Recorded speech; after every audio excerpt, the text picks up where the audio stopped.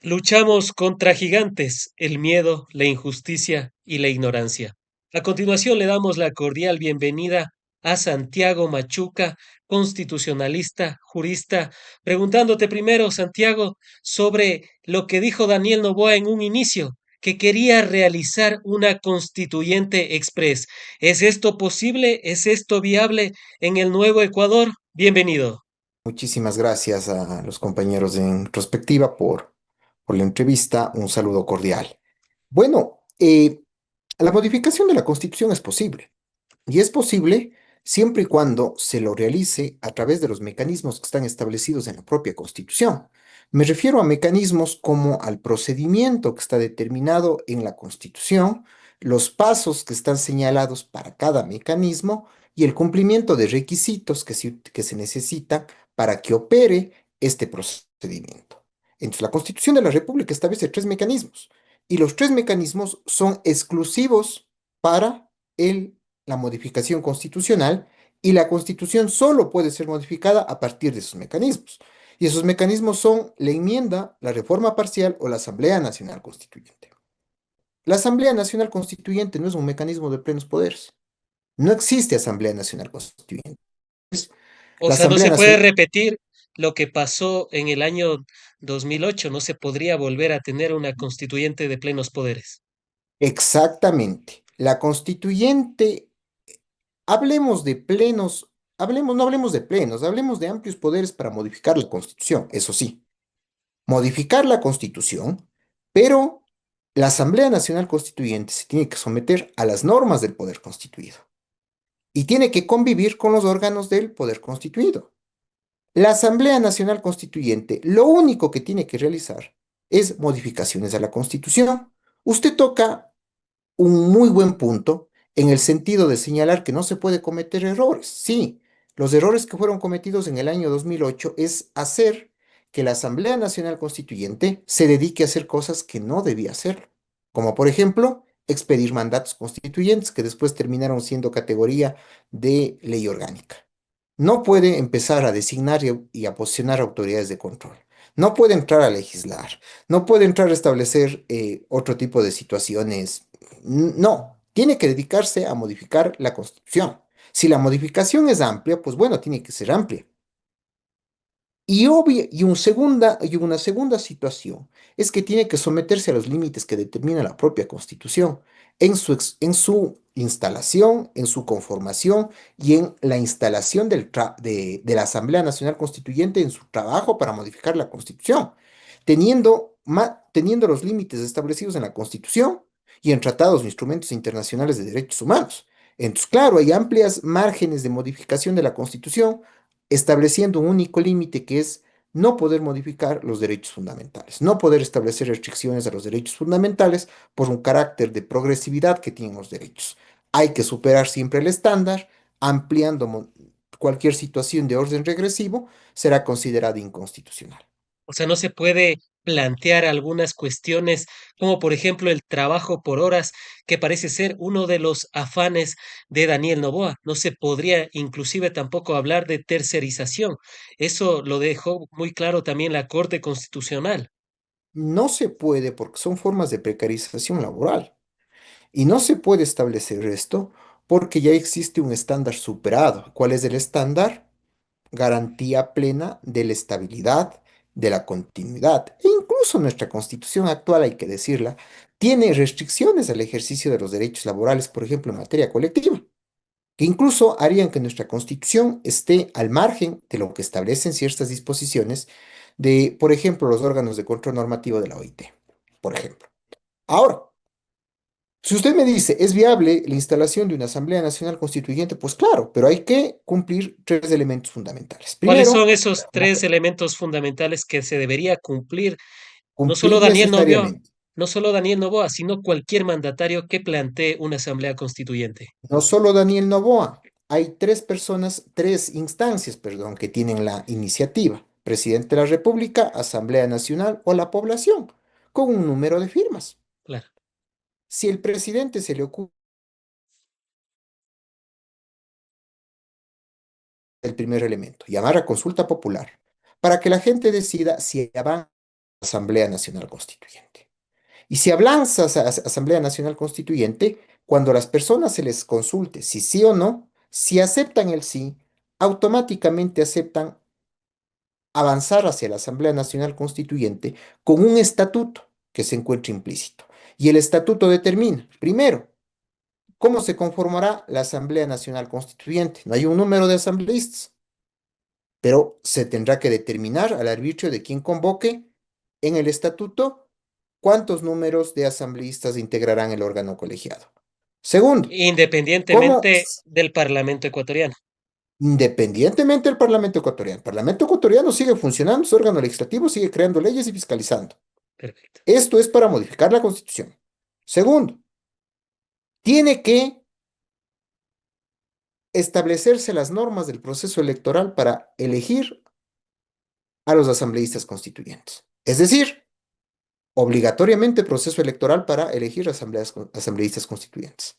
No se puede hacer esta junta de notables que han mencionado en algunos platós de televisión y en algunos noticieros. Mire, aquí hay que garantizar el cumplimiento de la norma constitucional y un principio y derecho en nuestra constitución que es la igualdad. Todos somos iguales ante las leyes. Aquí no hay notables, ni menos notables, y no notables. Perfecto, Eso hay que dejar claro. Entonces aquí el rango académico no me otorga una patente de corso para yo poder creerme iluminado y ser el único que puede tocar la constitución. perfecto. Y se los dice un académico, se los dice un docente. Entonces a mí me parece que personas que tengan una vertiente desde la academia, que me parece una locura que basándose en el ego de la academia venga a decir que tiene que estar conformado por una vertiente de la academia y por otra. No, la Constitución manda que sea conformado por elección universal. Perfecto. Y tercero, se tiene que establecer también el método para asignar escaños. Después de eso se tiene que, perdón, y me olvidaba también, se tiene que establecer la forma y el tiempo que durará la Asamblea Constituyente y cómo determinará su trabajo. Después de eso, avanza hacia la instalación de la Asamblea Constituyente. Pero, perdón, después de eso, en el caso de que se acepte, proceso electoral, con todo lo que conlleva un proceso electoral. Después del proceso electoral, la instalación de la Asamblea Constituyente, la duración de la Asamblea Constituyente. Y después de la duración de la Asamblea Constituyente, el trabajo que haga la Asamblea Constituyente tiene que ser sometido a validación en referendo. Es decir, en un proceso de Asamblea Nacional Constituyente, mínimamente nos demoraremos entre 8 a 12 a 14 meses, diciendo que actuamos dentro del tiempo y somos rápidos. Y mínimamente tendremos que estar 3 veces en las urnas. Primero, consulta popular, después elección de asambleístas constituyentes y tercero, referéndum aprobatorio. Ese es el procedimiento que determina la Constitución. Lo que No digan hay, ciertos asambleístas, perdón, iluminados, perdón, ciertos académicos iluminados, cuyo ego académico les viene a hacer proferir tonterías respecto a que tendría que haber una vertiente exclusivamente académica, es falso y es inconstitucional. Y segundo, las vertientes del ministro de Gobierno, en donde dice que quiere avanzar una Asamblea Nacional Constituyente sin elegir asambleístas constituyentes, lo cual es una locura. dentro de ese marco, el doctor Enrique Herrería, ex, ex miembro de la Corte Constitucional, había hablado de lo siguiente, que él abogaba por una asamblea constituyente de notables y que no debería tener el control de la Corte Constitucional. ¿Qué decir de que un ex miembro de la Corte Constitucional de estos aseguramientos y tal vez se esté encaminando a la línea de Daniel Noboa de hacer una constituyente express que pueda llegar a durar 6 meses, quizás? Usted, Frank, me ha escuchado en reiteradas veces que me ha invitado mis serios cuestionamientos a la Corte Constitucional, al señalar que es una corte sumisa al poder de turno, que es una corte que utiliza una fachada de tecnicidad cuando lo que hace son valoraciones políticas y cuando provoca serias distorsiones, incluso saliéndose de la norma, ¿sí?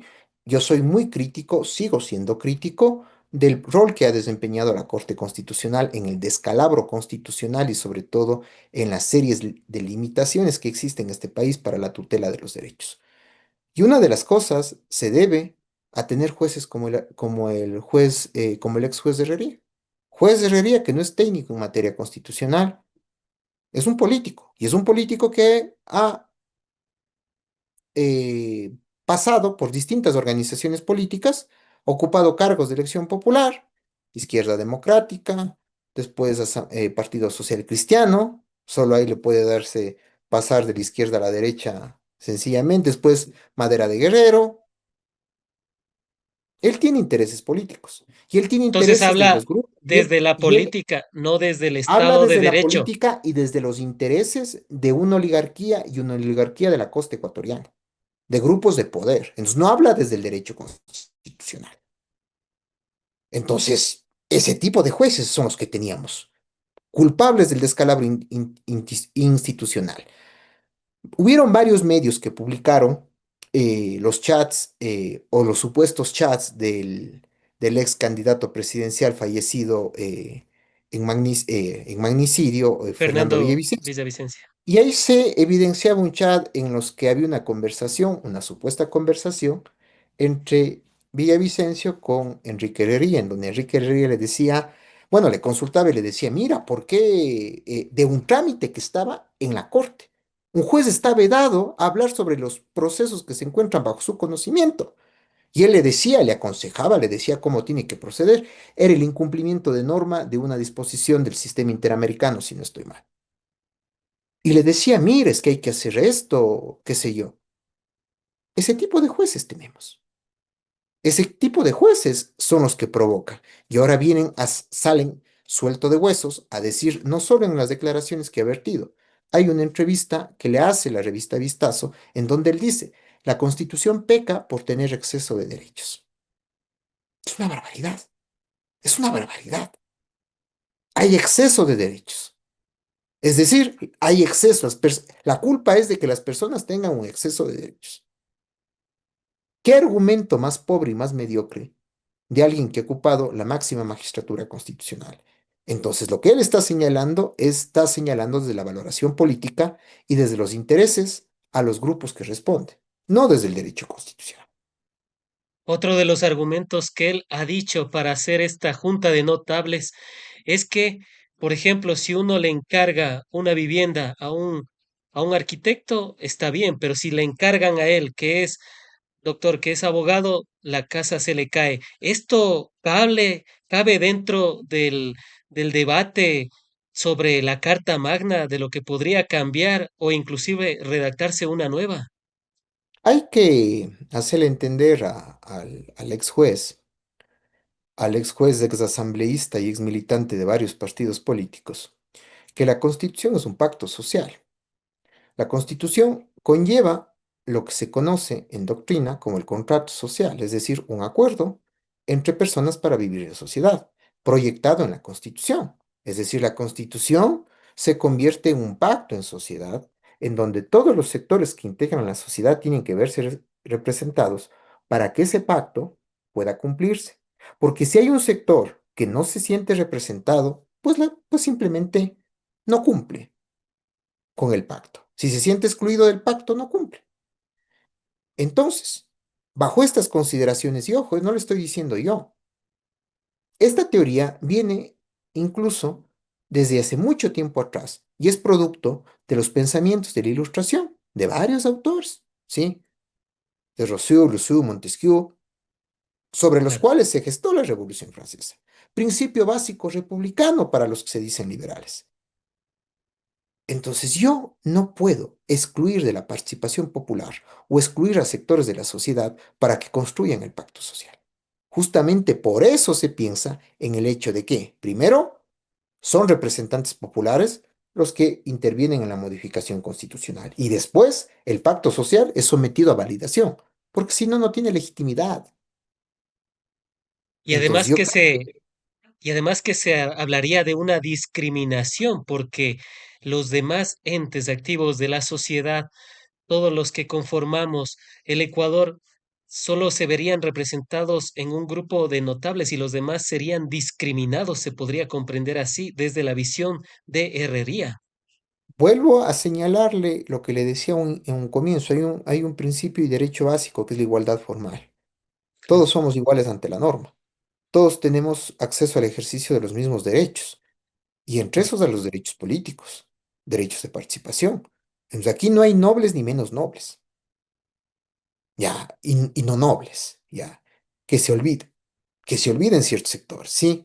Se dicen liberales, se dicen republicanos, se dicen, pero creen que se vive en una sociedad feudal. Entonces hay que olvidarse de ese tipo de situaciones.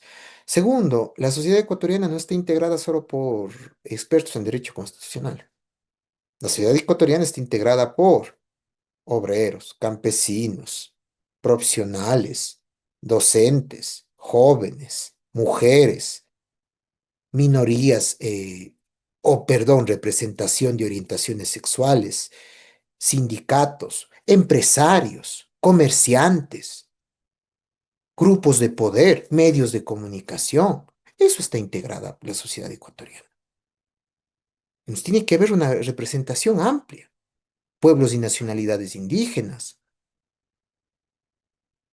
Claro, colectivos urbanos. Entonces, mire usted, yo no puedo excluir, ojo, y ojo, yo considero también dentro de la representación, por ejemplo, empresarios, comerciantes, grandes empresarios, porque son parte de, tampoco puedo decirles voy a excluir ahí, no puedo, no puedo. Entonces, aquí hay que pensar en una sinergia que permita la construcción de un pacto para poder vivir en sociedad, en donde se respeten los derechos de todas y de todos. Porque si no, se vuelve el caos y se llega a la barbarie y se regresa al estado de naturaleza que fue corregido a través de esta creación de este contrato social. Hay que mandarle a leer a ciertas personas. O sea, Se habla también de que la Constitución del 2008 es un traje a la medida del expresidente Rafael Correa. ¿Usted cree que esto sea así? Y si se necesitaría, en cambio, un traje a la medida de Daniel Noboa. mire, la Constitución establece límites al ejercicio del poder. La Constitución es una limitante para el ejercicio de poder. Llámese Rafael Correa, llámese Daniel Noboa, llámese el que sea. Al poder no le gusta tener límites. Al poder le gusta aplicar la lógica de tener más poder y no tener nada que le limite. Claro. Por eso es que el poder necesita modificar la Constitución. La Constitución tiene elementos muy importantes justamente establecidos en la parte dogmática, que yo creo que no deberían ser modificados. Hay elementos de la parte orgánica que han resultado insuficientes y han resultado contradictorios y tendrían que desaparecer. Si usted me pregunta a mí, consejo de participación, yo no, incluso desde 1998 yo cuestionaba la existencia del Consejo de Participación. No porque estoy en contra de la participación ciudadana, no porque estoy en contra de la veeduría social, no porque estoy en contra, sino porque es un órgano contradictorio a la naturaleza de la división de funciones del Estado y porque la participación ciudadana viene desde otro lado, se gesta desde otro lado, no puede ser promovida desde el Estado. Hay que dejar y garantizar que la participación se dé y el Estado no puede guiarla, orientarla a una determinada situación. Y de igual manera, porque en un sistema democrático, ¿quién tiene la posibilidad de, si usted revisa, quién tiene la posibilidad de designar autoridades de control? El órgano, el órgano que tiene legitimidad democrática, que es el Parlamento, jueces de altas cortes, autoridades de control, son elegidas por el Parlamento. Que tal vez ahí tiene que haber un proceso de selección con meritocracia en el Parlamento para tomar la decisión en el Pleno, con veeduría, control social, pero por supuesto. Entonces hay situaciones que deberían pasar al Parlamento y que las fuerzas políticas se sinceren, porque aquí lo que tenemos es un disfraz de meritocracia y por debajo estamos, perdón la expresión, prostituyendo la meritocracia y generando el cabildeo, la negociación, o sea, que vayan a las fuerzas y que las fuerzas políticas debatan sobre la base de, desde el equilibrio del poder, la designación de autoridades de control. Consejo de participación 2, muerte cruzada. Eso es un tema de la forma de gobierno parlamentarista. Hay algunas limitaciones al ejercicio de la función ejecutiva, sí, de algunas competencias. Dos, se tiene que establecer a cabalidad el rol del vicepresidente para evitar estas situaciones que sucedieron a continuación. Dos, se tiene que establecer modificaciones al sistema procesal. Se tiene que también establecer alguna reestructuración a los órganos de control.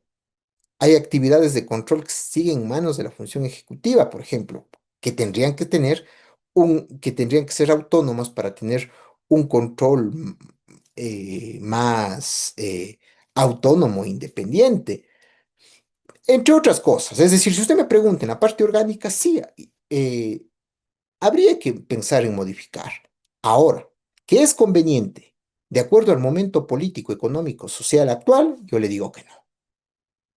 Es decir, más vale malo conocido que bueno por conocer. Es mejor esperar. Y en ese malo por conocer, se ha hablado de que la constituyente podría no tocar muchas formas, como ya nos has explicado, el tema laboral, el tema de regresión no se puede tener. Sin embargo, hay un tema que se preguntó por parte de Daniel Noboa y es el arbitraje internacional. Quizás será esa la intencionalidad que tendrá Daniel Noboa y podría meter estos temas enganche, como por ejemplo de la seguridad, el tema de las bases extranjeras que ella se estaba tratando en el legislativo, entre otras cuestiones. ¿Será que esa es la finalidad o cuál podría ser el fin de hacer una constituyente por parte del Ejecutivo? Primero es el tema de bases extranjeras. Segundo es el tema del arbitraje. Tercero es el tema de contratación por horas y volver a la tercerización. Sí. Cuarto es el tema de establecer algún cierto tipo de políticas para el tema, perdón, de normas que limiten las garantías del debido proceso y el derecho a la defensa con em, el justificativo de combatir la delincuencia. Y tal vez limitar la estructura de garantías jurisdiccionales y de algunos órganos de control y el rol que tiene la Corte Constitucional. Eh, de las competencias, mejor dicho, porque el rol vemos que ha sido desastroso. Una de las cosas que yo sí creería que debería incluirse, por ejemplo, es el control político a la Corte Constitucional, por ejemplo. Pero bueno, el gobierno de Daniel Llobay creo que busca avanzar. No lo puede hacer eso a través de enmienda y reforma, por lo que busca implementar la enmienda. Perdón, enmienda o reforma busca implementar la Asamblea Nacional Constituyente. Y po- Entonces, es evidente que hay esa intencionalidad por el proyecto político y por los intereses de los grupos a quienes se debe Daniel Noboa. el tema del CPCCS, ¿se podría realizar necesariamente por la constituyente o podría haber otro mecanismo para, por ejemplo, eliminar este órgano que ha sido tan cuestionado durante los últimos años? Para eliminar, se tendría que, a mi criterio, se podría hacer a través de reforma parcial. Incluso a través de reforma parcial se puede realizar. Ojo, pero la reforma parcial también implica pasar por las urnas. Es decir, a través de reforma parcial se necesita, después de aprobada la reforma en el Parlamento, se necesita ser validado en las urnas vía referendo. Y el tema de la justicia también se ha hablado en torno a ello. ¿Se podría cambiar la estructura tal y como se ha estado mencionando en algunos espacios? ¿O qué es Se lo que se podría podría, hacer? se podría de alguna otra manera modificar la estructura de la conformación de la función judicial, cambiar la estructura o el rol que desempeñan ciertos órganos. Eh, habrá que ir viendo justamente. Por eso es que se necesita un debate amplio. La asamblea no puede funcionar en un mes, 2 meses. Hay que debatir, hay que analizar, hay que ver los pros y los contras, incluso en esto. Y se necesita también, obviamente, la guía técnica. Pero yo no voy a limitar la guía técnica en la participación de los distintos sectores de la sociedad, pues. Entonces, se tiene que establecer ciertos elementos. Pero esos elementos tienen que ser analizados, debatidos, consensuados, valorados en la pertinencia y obviamente se tiene que tomar una decisión. Por eso es que mínimamente el trabajo de una Asamblea Nacional Constituyente no, no sería menos de unos 4 a 5 meses. La instalación, ojo, solo la Solo la instalación y instalación. funcionamiento. Claro. Hay un tema también que es, ya se lo ha mencionado, que la Constitución es muy garantista, dicen, y también el monopolio del Estado. Quizás esa es la finalidad, quitarle el monopolio del Estado, por ejemplo, en el sector energético, para así abrir el espacio para la privatización del mismo, por ejemplo, vendiendo Coca-Cola Sinclair, el complejo Mazar Paute, entre otros, lo cual nos terminaría significando a los ciudadanos más costo en las tarifas de planilla, por poner un ejemplo, obviamente, incluyendo también el campo Sacha que quería concesionarlo Daniel Noboa a 20 años y que el Estado termine comprándole al consorcio nuestro propio petróleo. Quizás esa es la finalidad de Daniel Noboa y su nuevo Ecuador. Es un elemento que podría considerarse también y que se sumarían a los que ya les he manifestado, cambiar las reglas de participación en los sectores estratégicos, eh, aunque hay que tomar en cuenta que nuestra Constitución prevé la participación del sector privado, vía concesión y delegación. Eso está permitido en nuestra Constitución, obviamente en condiciones favorables al Estado ecuatoriano. Tal Y vez en, lo que se quiere y en casos establecer es inclinar excepcionales. en excepcionales, tal vez ahí lo que se quiere es inclinar la balanza para permitir una mayor participación del sector privado en mejores condiciones. Hay que tomar en cuenta que el proyecto del nuevo gobierno, y por eso es lo que votaron, s- eh, buscará la privatización de varios sectores.